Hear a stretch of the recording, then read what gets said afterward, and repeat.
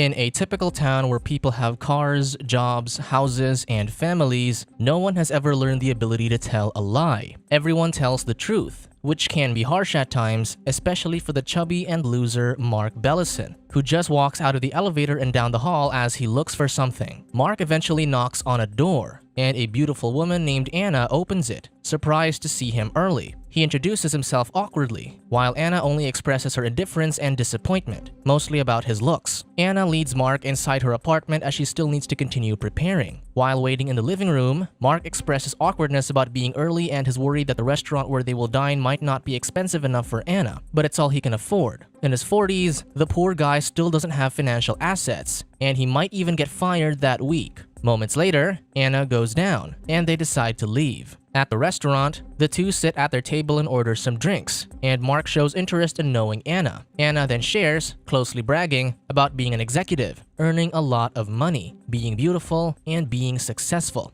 Although she appears to be happy, there are times when she lies in bed, eating and crying. But the conversation gets interrupted as the waiter arrives with their drinks and asks for their orders. In the middle of their date, Anna's mother calls to check on them. Then, Anna describes Mark to her mother, saying he is unattractive, doesn't make much money, is chubby, and has a little snub nose. She even assures her that she won't be sleeping with Mark and probably not even kiss him. The uneventful dinner ends, and they walk back to Anna's place. Mark thanks Anna for agreeing to the date as a favor to Greg, his friend. He finally accepts that she is out of his league and that he will most likely never see her again. However, a tipsy Anna admits she enjoyed the date and promises to clarify her true feelings for Mark once she's sober. Before they part, she gives Mark a kiss on the cheek, which makes him very happy. Back at his place, Mark falls asleep while watching an Honest Coca-Cola commercial. The next day, Mark runs into his neighbor, Frank, on the elevator. Both chubby and losers, they express their misfortunes and dissatisfaction with their lives. Before they part ways, Mark tells Frank the usual "see you tomorrow" greeting, but Frank honestly answers that it would only be possible if he's still alive, given that he plans on killing himself. As Mark walks to work, he sees a homeless man, a strange preacher, an arguing couple, and a woman who suddenly talks to him. In the lecture films building, Mark's colleague is giving some visitors a small tour of the place when Mark walks in and gets introduced as one of the company's least successful screenwriters who might get fired that day. Before entering his office, Mark approaches Shelley, a secretary who dislikes him. She then informs Mark that Anthony, their boss, is going to fire him later, and it seems like everyone knows about it too. While seated in his office, Mark sees Anthony pacing back and forth, and he hesitantly enters the room after Mark calls him. Like what everyone has been talking about, Anthony finally fires Mark because of his poor scripts about the Black Plague. Doubling the pain and embarrassment, Mark gets a rejection email from Anna that his workmates have also received.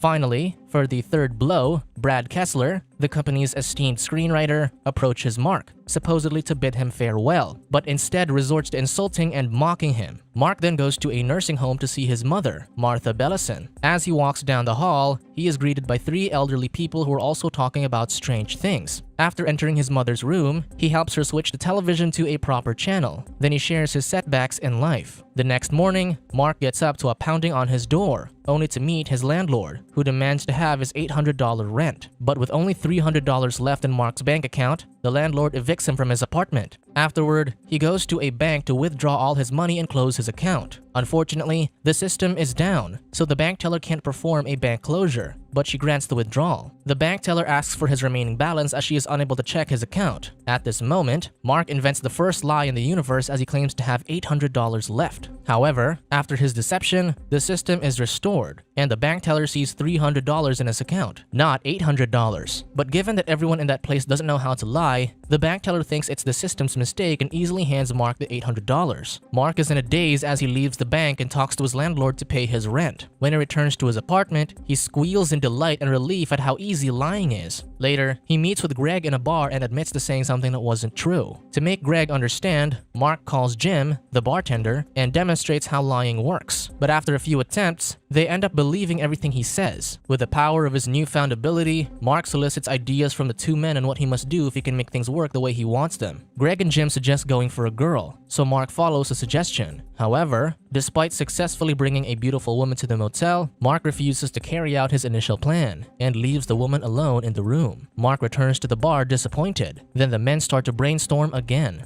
Suddenly, he thinks of getting money, so Mark and his drunk friend go for a drive until he notices a police officer tailing them. The officer doesn't hesitate to arrest Greg for drinking and driving and drags him out of the car, but they're instantly freed when Mark lies again, saying that Greg is not intoxicated. Successful in escaping the arrest, Mark takes over the wheel and drives to a casino where they play some games. After playing, cheating, and telling a couple of lies, Mark walks out with Greg, bringing buckets of money. The next morning, Mark runs into Frank again by the elevator. He learns that Frank has been researching ways to end his life and intends to try it that night. Mark then lies for a good cause, convincing Frank not to end his life by saying that everything will be fine. Before they exchange goodbyes, Mark even promises to see Frank later that night. Mark extends the same kindness to the people he sees along his usual route to work. He gives money to the homeless man, talks to the woman standing outside the lecture films building, fixes the fight of a quarreling couple, comforts the elderly in a nursing home, and fulfills his promise to hang out with Frank. When Mark goes to his room that night, he calls Anna and tries to ask her out on another date.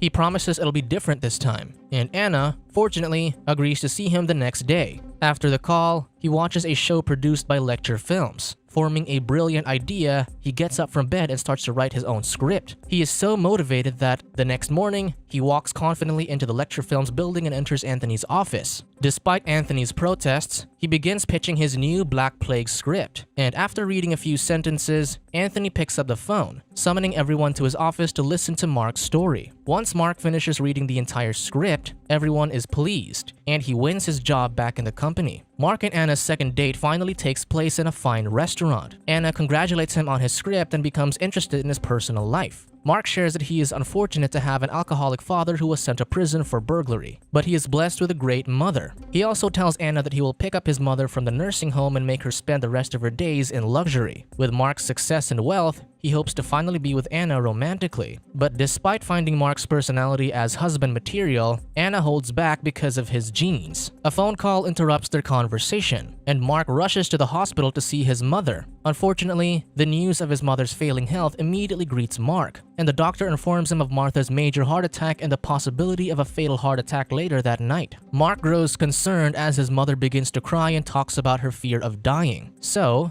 in his mother's final moments, Mark consoles her with a lie, telling her that she will be happy for eternity after death. He's unaware that the doctor and nurses are also listening to him, urging him to tell them more. With his mother's death, Mark leaves the room devastated and walks past Anna, who's waiting for him in the hallway. Anna follows him, and they drive back to her place, where they sit in silence. Anna holds his hand as he mourns, and they wake up next to each other on the couch the next day. That morning, Mark drives home and is surprised to see a large crowd gathered in front of his apartment building. As he moves through the crowd, nurses from the hospital point at him, and everyone begins to ask questions about what happens after people die. When he gets to his apartment, he receives a phone call from Anna, who asks about the news report that states he knows what will happen after people die. Moments later, Anna finds her way to Mark's apartment. She asks Mark what happened, and he explains that to relieve his mother's fear of dying, he told her that there's eternal joy after death. Anna is also pleased to hear what Mark just said and convinces him to write down what he knows. After a while, Greg arrives with pizza to be with his friend, and everyone across the globe waits for Mark to disclose what will happen to people after they die. When morning arrives, Mark finishes writing down everything he knows. Thinking of something fancy to put the papers on, he uses the pizza boxes that Greg brought over the previous night. Soon, he faces everyone and delivers the news they've all been waiting for. Mark reveals that there is a man in the sky who controls everything. Then, when people die, they do not disappear into nothingness but go into a great place. He also adds that everyone will get a mansion in that place, and all the people they love will be there. At the same time, there will be free ice cream of various flavors for everyone, available day and night. Lastly, Mark says if people do 3 bad things, they will instead go to a terrible place when they die. People start asking what the bad things are, and after 2 hours of discussion, Mark clarifies that the bad things involve intentional and physical harm to others. Then, the next revelation states that the man in the sky decides who goes to the great place and who doesn't, as well as who lives and dies. So the people complain that the man in the sky is evil for doing bad things to them.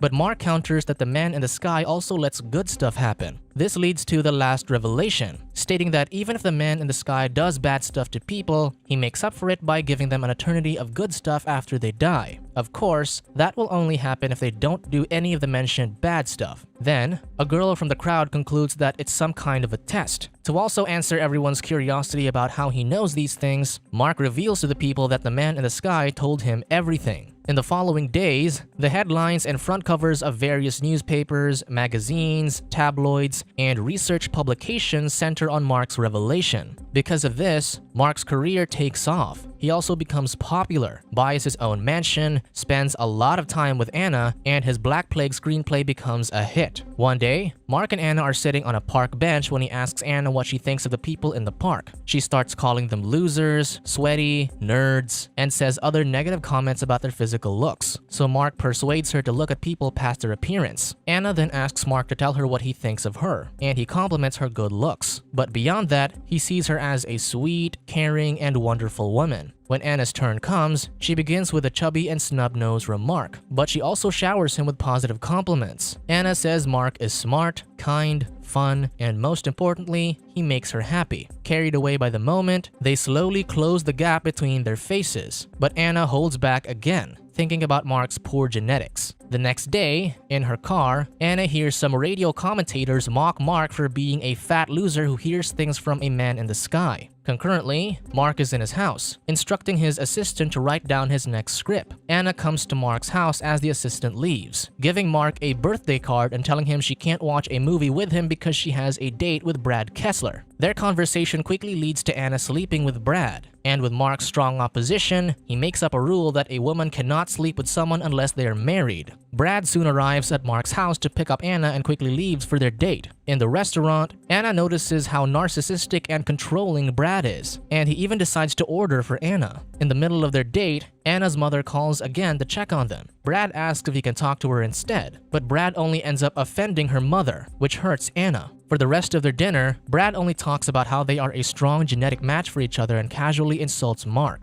The next morning, Mark takes his usual route to work and notices nothing has changed. To make things worse, people now only care about getting their mansions when they die. Also, some still disrespect the famous Mark Bellison. While at her mother's house, Anna watches Mark's interview on television. Anna soon realizes she loves Mark and somehow wishes to be with him, but her mother strongly opposes this and dials Brad's number, forcing Anna to speak with him. Meanwhile, Mark visits his mother's grave and expresses all his sadness to her. Seasons have changed, and Mark and Anna have never spoken to each other. But one day, Anna goes to Mark's house to hand him an invitation to her wedding that'll happen the next day. Mark begs Anna not to marry Brad, but Anna states she only has little time to find her ideal genetic partner. After their emotional confrontation, Anna goes to the park and sits on a bench when she notices some kids making fun of a chubby boy. Anna intervenes, then proceeds to console the young boy. The next day, Mark decides to get up from bed, and he gets a glimpse of his awful self in the bathroom mirror. When he returns to his bedroom, he sees Greg already dressed for the wedding. He also sees a tuxedo prepared on his bed, and Greg hands him a razor to finally fix himself. Later on, the two arrive at the church to attend Anna's wedding. Soon, Anna walks down the aisle while Brad waits for her at the altar. The ceremony proceeds immediately, and when the wedding overseer asks if there are any other people who believe they offer a better genetic matchup to Anna or Brad, the room falls silent until Mark speaks. Despite the criticisms of others and Brad's mockery, Mark stands in the middle of these people, confessing his love to Anna and challenging the concept of marrying someone with great genetics. This time, Mark wants Anna to decide for herself and go for what she wants. But instead, the people start asking him what the man in the sky wants for Anna. Not wanting to lie again, Mark defeatedly walks out of the church. Anna goes after him, asking what the man in the sky wants. Mark then admits that there is no man in the sky. He only made it up to console his dying mother, but things escalated. Even though Anna is still puzzled about how Mark can make things up, it doesn't matter because she is now certain that she wants little fat kids with snub noses.